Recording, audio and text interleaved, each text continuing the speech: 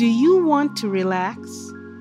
Are you having trouble sleeping or focusing? CBD reduces anxiety, chronic pain, seizures, PTSD, depression. Try our CBD gummies or chocolates. You will be very satisfied. Visit cbdcollections.net. cbdcollections.net. cbdcollections.net.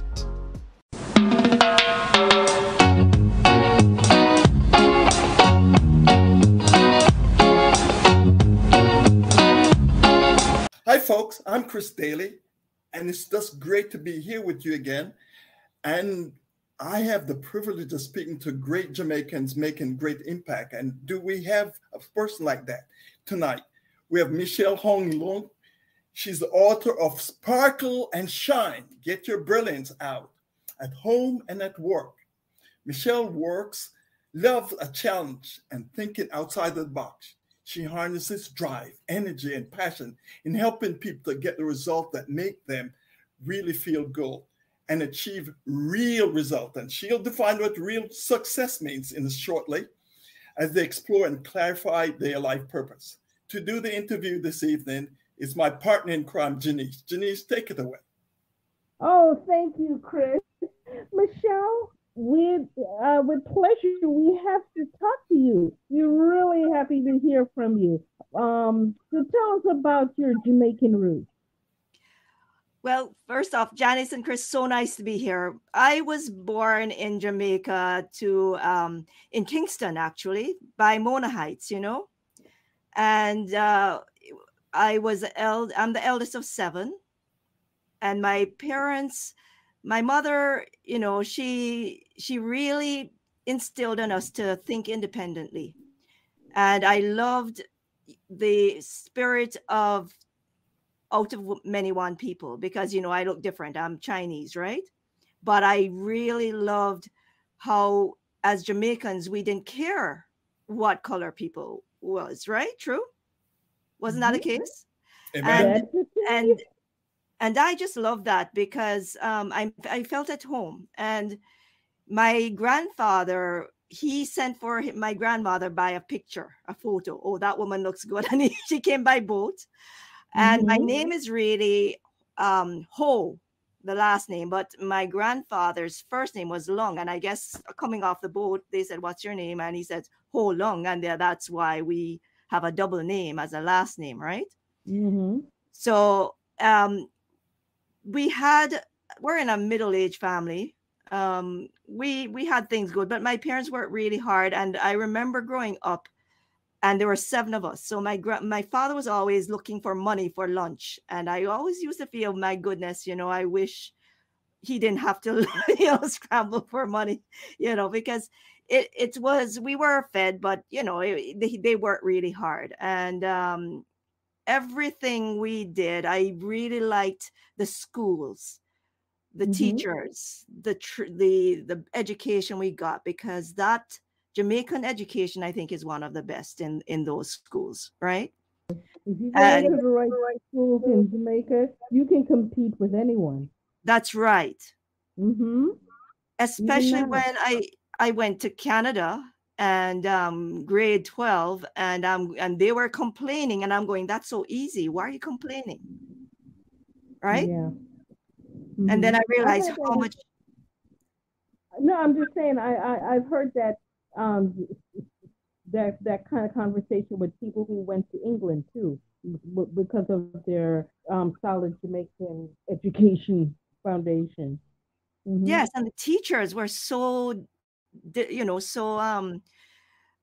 dedicated to teaching us, right?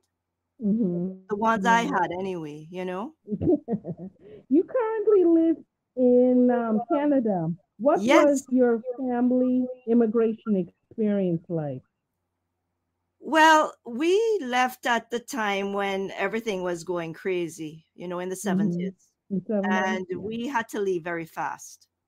It was a time when nobody told anybody when they're going, anywhere they're going, right? And so I lost a lot. The immigration process was really, I was just uprooted. And then I went into the last year of high school there and just didn't know anybody, right? And I had no friends, but I took it instead. And I tried to find a job there, and they kept on saying, you need to have Canadian experience. And I'm going, well, if I just came here, how am I going to have Canadian experience if nobody gives me a job or gives me a chance, right? So after about the fourth or fifth person, I ended up getting a job at the CNE, at the Dairy Queen with this fellow. And then I ended up being his best employee. So, wow, that's good. Good you know, work ethic. yes, Yeah. but I think it's all about showing who you are, no matter where you're coming from. You just be the best you be, no matter what difficulties you have. You know what I'm saying? There was a kind of adjustment you find yourself making as you grew up, right? Yes, but you know, the nice thing was when I went to Canada, there was Jamaicans there that I knew, a few. Yeah. So again, Jamaicans helping Jamaicans out, you know, that's a beautiful thing about Jamaicans. Ah, so those were the folks who helped you out that shaped who you were and how you accomplished what you did. Yeah, they give you a sense of still being a part of something, even though it's just a few of us, you know? And that is what I think kept me kind of sane in those hours that I really had no clue who all the kids were around in the Basically, school. just finding yourself. That's right. You're such a creative person. Were there certain subjects you did in school that satisfy your thirst for knowledge and life growth? Sorry, I missed that question. I would say, you're based on your resume. Yes. You're such a creative person. Were there certain subjects that you did in school that satisfy the thirst of knowledge and growth of life? Well, I loved physics, especially the single slit experiment, where when you sent you shot the electron through the single hole, then if you were watching it, it would hit the photographic plate as a dot, and then if you weren't, it would hit it in a waveform. Oh, okay. Because that to me was fascinating, because it takes you beyond the realm of what you see here as reality and what is there that is possibility. Because that takes us from the physical reality to the quantum. And it brings you the realization that everything you see in front of you isn't necessarily what is in front of you. That's true. Yeah, because you had such a rich corporate life, spanning in many different niches.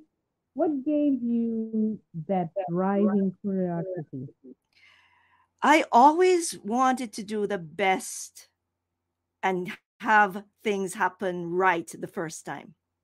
So I fell in love with process. And I guess it goes back to the challenge I had even going into Hewlett Packard, because when I got there, I told you before that I applied for a government job and they told me I worked too fast.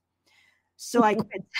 And then I went to Hewlett Packard. Bureaucracy, government bureaucracy. Right. And then I got to Hewlett Packard and I was applying for an inventory coordinator job, and they told me I was overqualified because I had a degree.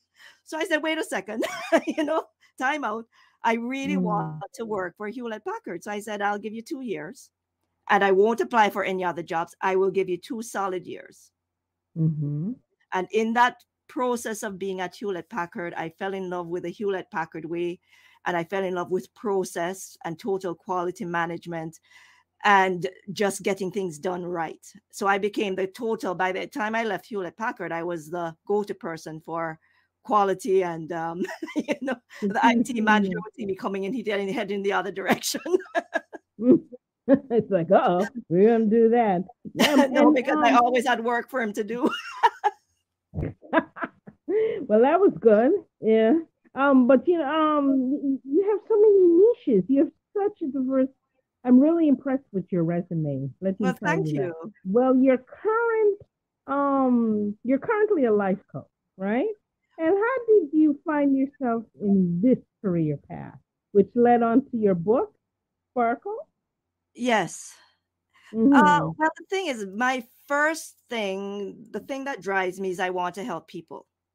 The reason why I love quality is because setting up processes properly so that things don't fall through the cracks. Well, what that does for people at work, they have less stress, which means they are happier and they can relax more at work and get what the work is that they really need to get done. So Yeah. that's the first Mm-hmm. driving force.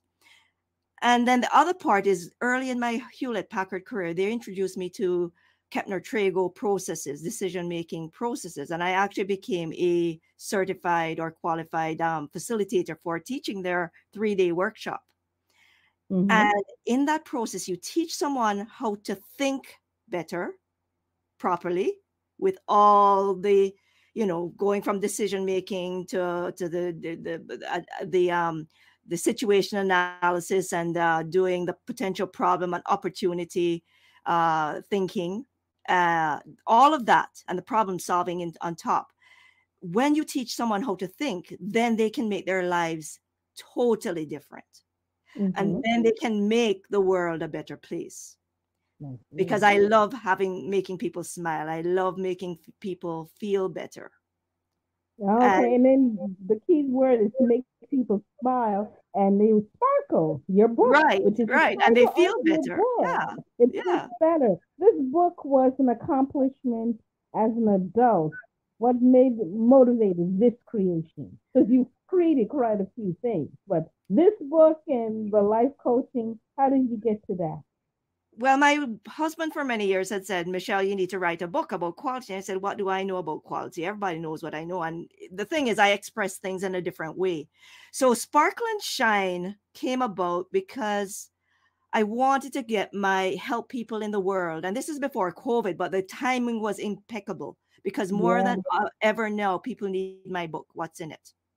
yes, And so I wanted to put something in there with my healing information, what I have your to share on that too. your gifts and healing. And Yes. what's really good about this book, it was an easy read, it was a fast read, but not only was it a fast read, for me, each chapter was applicable to me, and you had some very one of your other talents is that you're an artist, so each chapter has particular artwork that's from you. Is that Well, that's yes, you know how the book got written. I was trying to write it for probably over a year and it just wasn't flowing. And then one night I got about 11 o'clock at night, I started to draw on 4 by 4 pieces of canvas paper. Just do with mm-hmm. I had a white paint, acrylic paint, like real good paint, quality paint, plus acrylic black ink and a paintbrush, little paintbrush and a little pen nib, right? The drop in the paint nib. And I started to just draw and write. Mm-hmm. And I did that for 48 hours straight. No Wow. sleep, So you were drinking a lot of coffee? no sleep. I don't even remember if I really ate anything. I just did it straight, just in front of in my sitting on the floor in my living room, and I just drew for 48 hours straight, one after the other. Yeah. And that's how the book got written, because all those diagrams, what I did with those diagrams is I spread them out and I put them up on a like the music sheet holders, and I kind of clipped Yeah. them on, and then I Mm-hmm. moved it around, and then I positioned it, and then from there, once I had those set, I started writing the book. And That's that's what so the the book was written in visual, like a month. yeah. So the visuals inspired you to do the physical writing. So no writer's block. That's right. And the thing is, actually, the diagrams in the book, they're not just diagrams, Mm-hmm. because they have in many instances more than what's written in the book. Ah, let's see. Yeah. Your And there's work has energy. It's energy infused, so you can actually feel the energy if you connect with it. the vibes. Yeah. Yeah, Well, yeah, everything is and as an artist, I think artists pick up on the energy more than say the lay person, you know? And I think that they having the ability to tap into that energy, that is what gives them the product, whether it's music or a visual thing, or even when we were talking earlier about physics, you're seeing more than what is actually there. So it all work comes to full circle. Your Yes. work, it was so well received with many, many testimonials. Were there any testimonial that most impacted you? Well, there was one, and this was by a retired teacher, and she actually did the preview of my book. She wrote, when I finished the book, I gave it to her, and she said, this book to me should be made into each chapter into a workshop, because there is so much in this book that could inform others and could help others. So that's what I will be doing in the Oh, future. nice. I'll have a membership and walk people through the process. Plus, they'll get Sparkle on the way. So it'll be a Facebook group based membership. So we'll have to invite you back, and then you can tell us more about that when that's all been fleshed out. Sounds sure, like that would be wonderful. My honor and my privilege and my pleasure. Yeah, because this book is so transformational. One may need accountable to assure success. What's your wisdom regarding accountability? Well, accountability goes in many different ways. We're accountable to ourselves and to others, but we have to be held accountable by someone. If we want to make real progress, we need to be held accountable by somebody we want to give that that position or that role to. Because if once you have accountability with someone, they keep you moving forward faster than you could ever move forward on your own steam. Kind of like a parent guiding their children. Well, more so than a parent. More so than a parent, because the accountability has to be with someone who knows more than you do, who is more an expert than you do, who has done it before, who is your mentor. And I have a mentor, and I am also a mentor to many, right? So it's more important that you have someone who is there that can guide you and save you the trial and error of figuring it out, who is only going to give you what works and what doesn't, and leave out what doesn't work. Yeah. Well, right. So in my book, if I can digress to that, someone said to me, "Don't tell people how good my book is," because then they won't need to come to me, right? But the book is if you look at the book, it has very quick steps, very simple steps, and it looks simple, but it isn't. And if I've cut out all this stuff. And another good quote, if you'll allow me to, can I share that one with you? Yeah. This was from an engineer.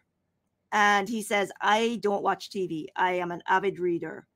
And I have to say that your book, I would have to read 10 books and all different subjects to get what is in your book. And the difference is that in all those other books, they're telling you things, but it's theory, and they're trying to convince you with the validation that what they're telling you is correct." He says, "Your book gives you how to do it and only what you need to do. And when when I'm stuck, I go to your book and I see what I'm missing." So basically, you trim the fat and just give the meat, right? Precisely. And it's from personal life right through to ISO 9001 and business thinking, right? Because my corporate, I dissected how I did that one. I got a company ISO 9000 certified in 1 year, when it takes a team 2 years to do that easily. And I did that myself for a company in the oil and gas industry in 1 year. And I dissected, that plus being a mom of 3 and, having a family and raising 3 lovely young adults now. We're all professionals. And I dissected how I have navigated my life. And it's all in there, from relationships to health to purpose to mission to, how do you keep your life in order and balanced, and how do you keep on moving the next step when things aren't really working the way you want it to be working. Well, I definitely enjoyed your read. this read. So where can one find your fine work? Okay, so you can go to my website, which is www Michele MICHELEHOLUNG.com. And the other thing is, for any of your listeners, the first 10 people, I'd like to gift this because it's Christmas time. The first 10 people who send me an email that they enjoyed this podcast, and they want to find out more, I will gift them a call, 15-minute call with me, and they email me, and I will send them the calendar link so they can easily book a time with me. Mm-hmm. And the other thing is, if for those who don't get through on the 10 set, that limit, I will also send those people my ebook, which is called the 4 Steps to be CEO of You. And it's a little Oh. workbook. It's really 10 pages, tiny, Mm-hmm. but it has a wealth of steps in there that will help people to shift their thinking. So basically, that would supplement the book. They do your workbook and they read your book, and they're gonna have a really successful year in 2022, right? For sure. And if they So want, what they can join the Facebook group, right? and the Facebook group. So what other wisdom can we expect from your teaching in the near future? Well, I guess it's just to stay tuned. They can sign up on my website, or just send me an email, and I'll put them on my list if they wish. And I'll be talking about, how do you get instant clarity?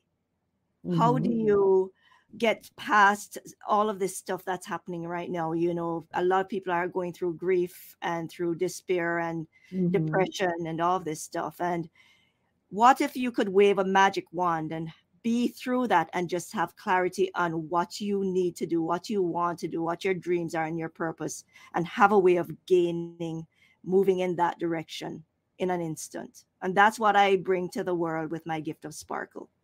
Yeah. Well, we're And they gonna can find out start. more on my website. Yes.